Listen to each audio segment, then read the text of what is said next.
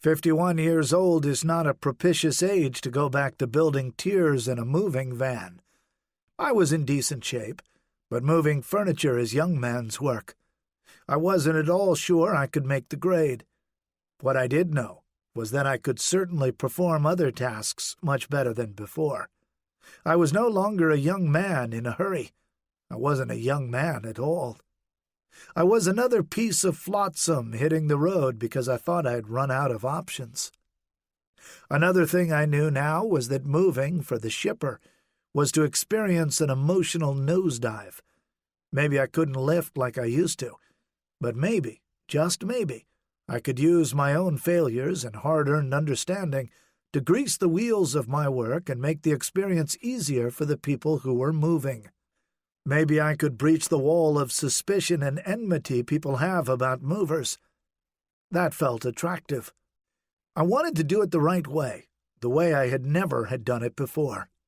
I wanted to interact with my shipper and helpers, applying compassion and professionalism. I wanted to approach the work itself with serious intellectual intention toward performing even the smallest tasks properly.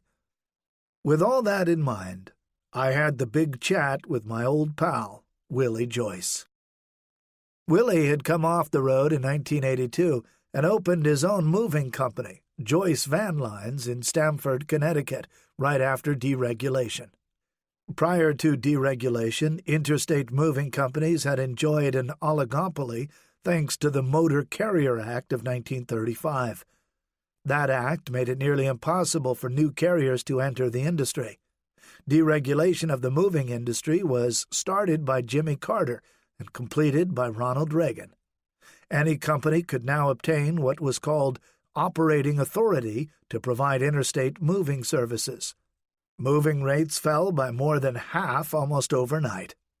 For me personally, it was a big financial hit, but it was a far bigger hit for the fat, lazy moving companies with their sweetheart union contracts and bloated management. Those overfed sows were drawn and quartered by nimble and lean and hungry weasels like Willie. He obtained his operating authority and started taking out the weak zebras in the herd by discounting moves with a fleet of straight trucks. Before long, Willie's workaholism and focus had created a minivan line pulling in $20 million a year.